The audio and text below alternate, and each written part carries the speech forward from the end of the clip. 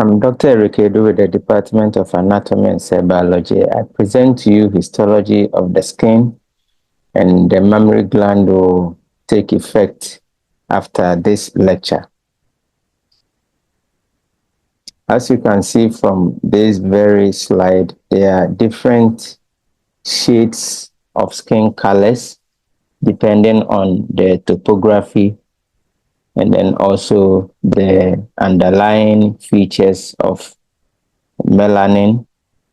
So we want to look at all that and then appreciate this. So learning objectives: understand and identify layers of the skin, understand and identify layers of the epidermis at the light, microscope, and EM levels, know the functional significance of each, be able to identify melanocytes and know their function, know the specialized sensory structures of the skin and be able to identify Meissner's and Pacinian corpuscles at the light microscopic level, be able to identify and know the functional significance of skin appendages, including the pilosebaceous apparatus, sweat glands. This will be handled under the hair as a topic. You should be able to identify the mammary gland and know the histology of the inactive and active gland. This will also be treated under mammary gland. Now, the skin is the largest organ of the human body, and because of that, it plays very, very, very vital, significant roles. So it has basically three main layers. That is the epidermis, dermis, and hypodermis, which is actually superficial fascia.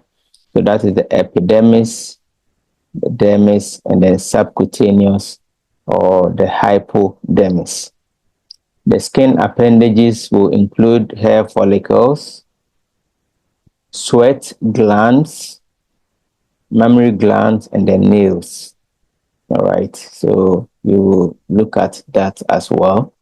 You can also see some nerves, permeating the dermis. And because of its protective nature, the skin can be subjected to excessive heat or burns, all right? And sometimes it succumbs. So it protects the delicate organs from abrasion, harmful UV radiation, largest innate immune organ, undergoes thermoregulation. It senses the environment, temperature, and touch, vitamin D production, identification of fingerprints. Nowadays, we do a lot of biometrics, so the fingerprints, demographics are very important. Now, when the skin is subjected to burns, like it happened some years back at the atomic junction near a filling station where there was an explosion in a gas filling station, there were a lot of burns. Okay, some of the burn patients were sent to the hospitals with different degrees of burn. So you can have a first degree burn, which usually touches on the epidermis, the second degree burn, which will permeate both the epidermis and then get to the dermis. Then you have the third degree burn, which also permeates the epidermis, dermis, and gets to the subcutaneous tissues. So the higher the degree, the worse the burn. You can even have a fourth degree burn, which can be very, very fatal. So sometimes patients at these different levels can undergo different treatments, including plastic surgery.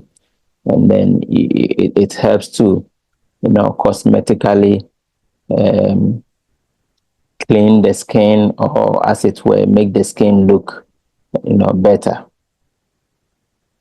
The basic skin parts, as we've said already, you have the epidermis, dermis, and then the hypodermis. You have blood vessels in the hypodermis and dermis.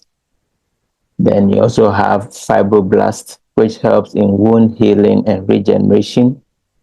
You have lymphatic vessels and then sweat glands as well. So the epidermis is stratified squamous keratinized epithelium.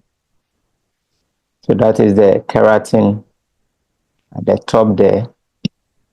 This is the dermis, which has dense irregular connective tissue with type 1 and type 3 collagen and elastic fibers. Sweat glands, eccrine and apocrine type.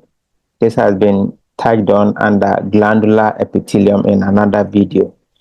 There's hypodermis, which contains a lot of fat, so you can see adipocytes there.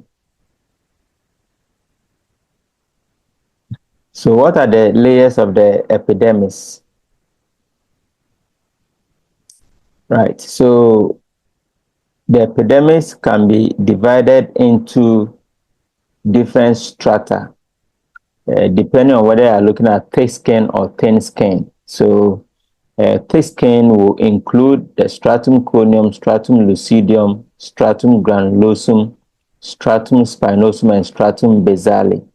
However, for thin skin, you will exempt the stratum lucidium. Okay.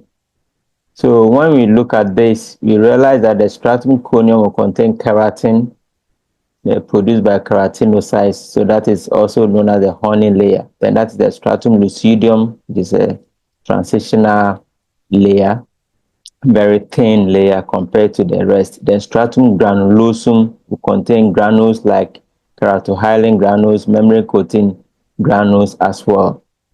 These are this layer too that you find ceramide, which helps to reduce water loss. You also have the stratum spinosum, which contains desmosomes and tonofilament. Within this region too, you find keratinocytes as well. Then stratum basale, which is also known as stratum germinativum, is always active and can undergo mitosis to replace the rest of the layers.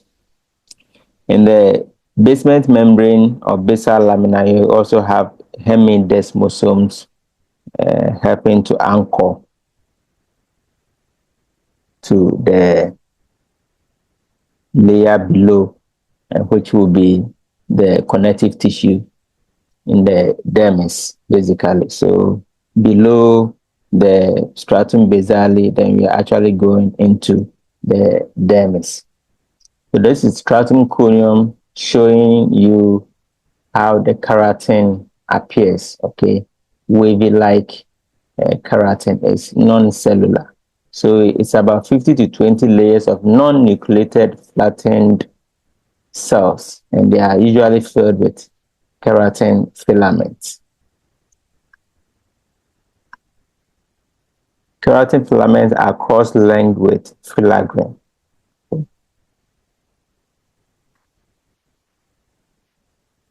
So the stratum granulosum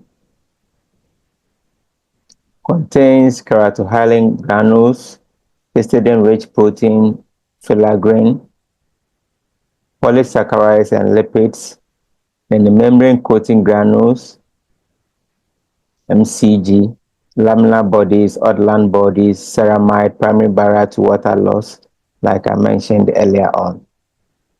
So these are keratohyalin granules, that's the membrane coating granules, that's the ceramide there. So that is the stratum granulosum. They have stratum spinosum here, then stratum basale. This is how the stratum spinosum looks like. Very, very beautiful. It looks like an eyeball with a pupil, okay, and then the cornea or transparent part. Okay, it also has these spinous projections, and that is why it is known as the spinous layer. So it looks like a very nice pattern, okay, cells of the stratum spinosum. So stratum basale will be at the base. So that is where the junction between the last layer of the epidermis and then also the dermis starts. So you have a basement membrane there, which the cells are lying on. So more or less the epidermis is serving as an epithelium sitting on a basement membrane.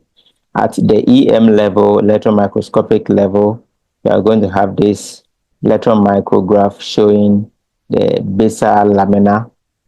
So in the EM level, basement membrane is even seen in more details to the extent that you can actually see some intercellular junctions. So you have hemidesmosomes there, tonal filaments at the basal lamina.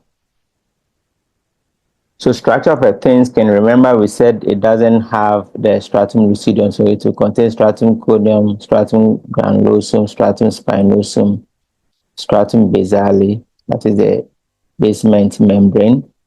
And you have the melanocytes there. You can also see Langerhans cells. Then the stratum granulosum will obviously contain granules, as we have mentioned already. These are the flake-like, keratin nature of the stratum corneum. So when we bring it down here, that is the epidermis, which has been extended here. That is the dermis we'll be looking at very soon, and then that is the hypodermis. So you can actually see that the epidermis is avascular, which is one of the characteristics of epithelial cells. So they receive their blood supply from below, deep to the epidermis. Here we are talking of the dermis, and then the subcutaneous layers. So thick versus thin skin, remember we said thick skin will have stratum lucidum. So you have keratin that will be more in the thick skin than in the thin skin. Then you also have the stratum lucidum present in thick skin and absent in the thin skin. So where do you find thick and thin skin on the human body? So the general skin structure will contain thin skin. Then the palms and then the soles of the feet will contain thick skin. All right. And within the epidermis, we have several cells. So you can have keratinocytes, which will be located within the region of the stratum spinosum. These are Langerhans cells. You also have melanocytes at the basal layer or stratum basale. That is Merkel cell. So that is the basal cells. The keratinocytes are more than the melanocytes, so they're about 80%. Melanocytes between 5 to 10%, Langerhans cells 5%, Merkel cells less than 1%. So at the electron micrograph level, we see something like this. Neurosensory cells that synapse with nerve endings, Merkel cells. Then you have Langerhans cells, bone marrow derived antigen presenting cells. So you can see that their nuclei look different from that of the Merkel cells. Then there can be some skin disorders like pemphigus vulgaris and then bullous pemphigoid. So for the pemphigus vulgaris, you have separation of the epidermal layers from each other. And we've mentioned the epidermal layers like stratum corneum, stratum lucidum, stratum granulosum, stratum spinosum. So they can separate from each other, okay, and cause that pemphigus vulgaris. Then when you have separation of the epidermis from the dermis due to blistering in the basement membrane caused by loss of anchoring filaments and hemidesmosomes, you can have this kind of bullous pemphigoid where there's separation of epidermis from dermis, okay, because there is lack of anchoring filaments. Then psoriasis too, can see that like the peeling off of the skin or due to non-functional cells in the skin. And it can also be due to autoimmune, response. Okay, so the body sees other structures as foreign and then attack them. Skin pigmentation can be based on the amount or volume of blood vessels, therefore the amount of red blood cells, okay, in the dermal vasculature, also carotenes, and then hemoglobin and bilirubin levels or volume, and then melanin, also for melanocyte, how much melanin you have. can also determine skin pigmentation. So keratinocytes and melanocytes work hand in hand. So that is melanocytes. It is stellate-like in nature, or has dendrites, if you like. That is the nucleus.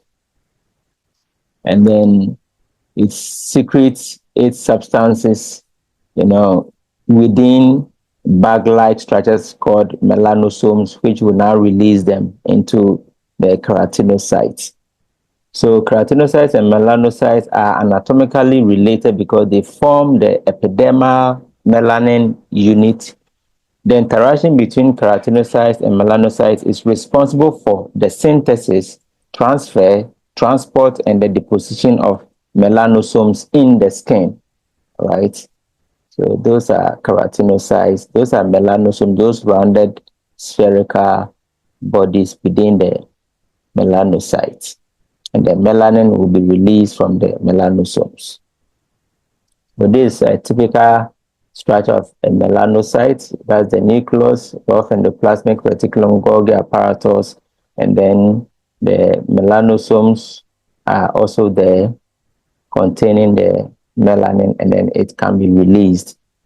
These are the dendritic structures or finger-like projections of the melanocytes. So once the melanosomes bud off, they release their content into the keratinocytes, right? And then the process goes on. You have cytophagocytosis, membrane fusion, shed globose, exophagocytosis. Let's look at some major differences between keratinocytes and melanocytes. So keratinocytes will form keratin, whilst melanocytes will form melanin. The keratinocyte serves as barrier from mechanical injury, and the melanocyte protect the skin from UV radiation. They differentiate from the basal layer, while the melanocyte differentiates from neural crest cells. Then keratinocytes serve as physical barrier between organisms and the external environment. The melanocytes are responsible for skin color, and they are about 80% in volume for keratinocytes and about 6 to 8% in volume for melanocytes, which means that keratinocytes are more than melanocytes in the skin. So again, melanocytes, we expect them to be at the borderline between the epidermis and the dermis, so the stratum basale. So this is one of it. You can see another one there. You can see another one there. So at the electron microscopic level, this is how they appear. That's the nucleus there. So basal cells are there, then melanocytes are also there.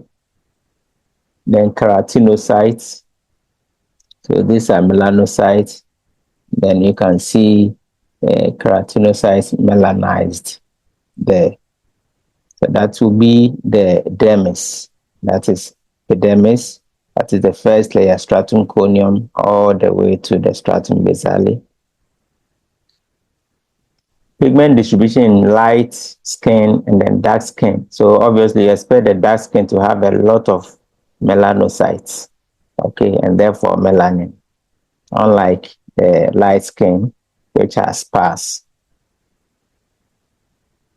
So the dermis, within the dermis, you have the papillary portion and reticular portion. So the papillary portion of the dermis is the one that interdigitates with that of the epidermis. Then the reticular ones are the deep part of the dermis. They contain blood, lymphatic vessels, nerves, hair follicles, sebaceous glands, erector pili muscle, and then sweat glands. So the epidermal-dermal junction is characterized by this interdigitating, fusion sequence. So you can see that the epidermis comes down, then the dermis goes up. All right, and they fit together like putting your right fingers into your left fingers. So epithelial pegs are the ones coming down, then dermal papillae goes up to fit into that. All right. So it's just like peeling off something which has been attached to one another, as you can see here. So these ones are the pegs from the dermis, and then they are fitting into the spaces of the epidermis there. So again, that is the dermis. So this whole region with the PL stands for papillary dermis, and then deep the RL will be reticular dermis. All right. And you have elastic fibers, EF for elastic fibers. You also have collagen type 3 there. That is the epidermis, and that obviously will be the basal layer or stratum basale with some melanocytes, papillary and reticular dermis. So within the papillary dermis, you find usually the messiness corpuscles. So that is how they appear. They are nerve endings. And then reticular dermis, as you see, will contain more of the Pacinian corpuscle. So at this portion where the epidermis and the dermis meet, you usually find papillary dermis, which will contain messiness corpuscle. And then within the deep portion, reticular dermis, you find these concentric layers, the Pacinian corpuscle. So within the skin, these sensory receptors are abundant. You have free nerve endings there, unmyelinated axons which respond to pain stimuli, nociceptors, and then for temperature, thermoreceptors. Then you also have encapsulated nerve endings, mechanoreceptors like what we've seen, messiness corpuscle, Pacinian corpuscle. There are also Krauss and bulb, Ruffney endings, mecha nerve endings as well. So basically, this is what I want to cover for this session. Thank you very much. I hope this video helps.